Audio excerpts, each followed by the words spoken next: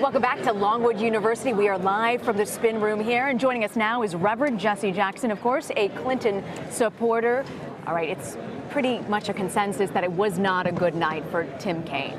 How does he recover from this? It was a very good night for Tim Kaine. He was the most prepared. He came to defend his leader, Hillary Clinton. We just did a focus group, Reverend, and there was only one person in that entire focus group who said that they are behind Tim Kaine, that thought he did a good job tonight. We're saying the same thing. I thought Tim Kaine did a very good job. He was prepared, and he defended Hillary Clinton every time he would put a charge out on Donald Trump. Pence would not defend his guy. He said you're investing in China and Russia. He would not defend it. That you're willing to destabilize Europe and NATO. He would not defend it. That you call Mexican thugs and gangsters. He would not defend it. Relative to the president, the birther movement, you were not contrite. So he kept throwing out these charges. But a lot of the criticism of him was that he interrupted a great deal tonight, and it came off as sort of being a bit rude. That was the thing that we heard over and over again in the live focus group that we did just now. They said he came off a bit rude. Well, that was style, but on substance, he kept asking, why won't Trump pay his taxes? And he would not answer it, and the person guiding the conversation would ask one question, they would answer another. And I think if she had maintained control of the process, the question would not, so he would ask it again himself.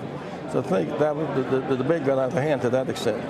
Reverend, one of the most interesting questions that I thought that was asked about relations in this country between African Americans and whites in this country was asked of both candidates about Senator Tim Scott, a Republican senator who has said that he's been stopped many, many times by police officers. Mike Pence was asked to react to that, as was Tim Kaine. Have you ever spoken to Senator Scott, even though he's a Republican, about his experiences with police officers? I have not, but that's a common experience. And again, Kaine pushed that argument, and Pence offered no defense of Tim Scott. He had not discussed it with him.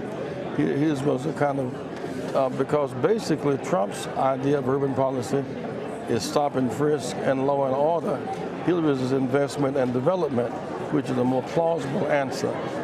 When you have in 8 areas in Chicago, unemployment is 25%, they need investment and development, not more policing, not more stopping, not more frisking.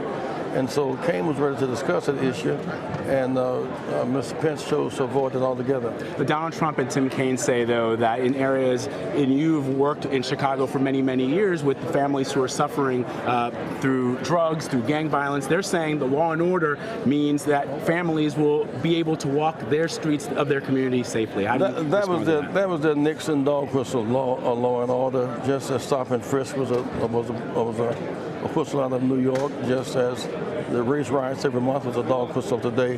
The fact is, in those areas of Chicago, you have 8 areas with unemployment 25%, guns in, drugs in, jobs out, and 80,000 vacant homes, abandoned lots. There is no urban policy for reconstruction. If there were a commitment, for example, just to remove the lead jobs, to cut down the high weeds, landscapers jobs, to remove the houses, the demolition, those that cannot be sustained, or to rebuild those where you have boards and need window panes.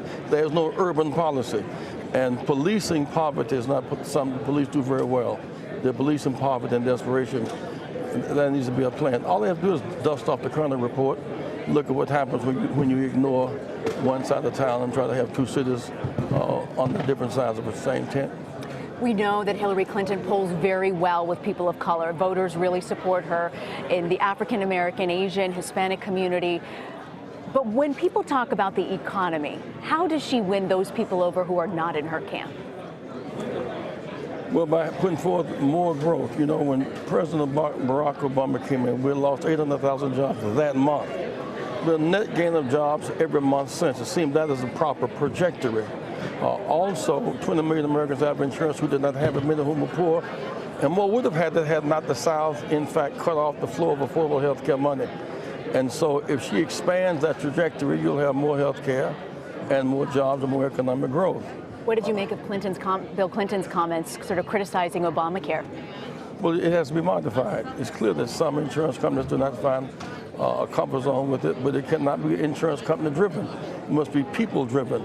And that's the tension. Should it be modified. To what extent should it be single payer? That debate rages on, but at least President Obama has gotten it off a dead center. Reverend, before we let you go, I got to ask you real quickly, you remember your time running for president with fond memories? I do have fond memories. I think maybe two things happened. One, after it was over, I saw President Obama one day, and we went downtown. He said, I saw the debate with Hart and Mondale. I was a student in Columbia, and I said to myself, this can happen. Because of you? And that excited me because we tried to plant seeds that may grow trees on whose shade you would never sit. I sat on the tree and watched this tree blossom to a magnificent president. On the other hand, just to travel around the country and meet so many people from Iowa to New Hampshire to Mississippi to New York, just to grow with the country was a great gratifying experience.